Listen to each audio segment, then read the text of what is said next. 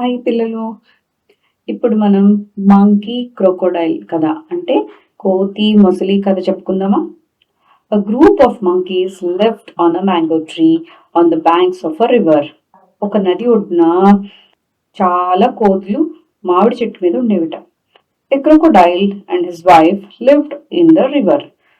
ఒక మొసలి వాళ్ళ ఆవిడతో కలిసి ఆ నదిలో ఉండేదిట. They wanted to eat the monkey's heart. వాటికేమో ఈ కోతుల గుండెని తినాలని కోరిక. The crocodiles decided to become friends with the monkeys and catch them easily. అప్పుడు ఆ మొసళ్ళు అనుకున్నాయట, ఈ కోతులతో ఫ్రెండ్షిప్ చేస్తే తొందరగా వాటిని పట్టుకోవచ్చు అని. The male crocodile went up to the monkeys and invited them home. అప్పుడు ఆ మొసలి ఒకటి కోతుల దగ్గరికి వెళ్ళి మా ఇంటికి రండి అని పిలిచిందిట. One of the monkeys accepted the invite and jumped onto the crocodile's back. వాళ్ళల్లో ఒక కోతి మొసలి చెప్పిన దానికి ఒప్పుకుని మొసలి వీపు మీద వాళ్ళ దగ్గరికి వెళ్ళడానికి సిద్ధమైంది. When they were in the middle of the river, the crocodile told the monkey the truth.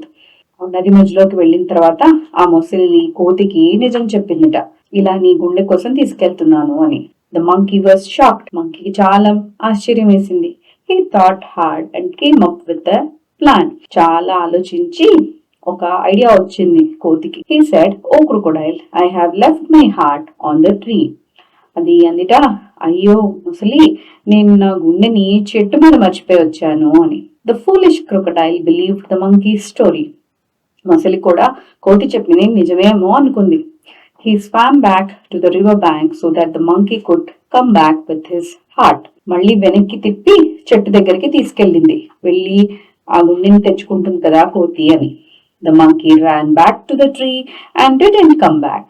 వెంటనే కోతి మళ్ళీ చెట్టు ఎక్కేసి ఇంకా తిరిగి రాలేదు.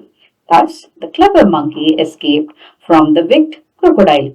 అలా ఆ తెలివైన కోతి మొసలి దగ్గర నుంచి తెలివిగా తప్పించుకుంది. ఎప్పుడైనా ఆపదలో ఉన్నప్పుడు మెల్లగా ఆలోచిస్తే మంచి మంచి ఐడియాస్ వస్తాయి.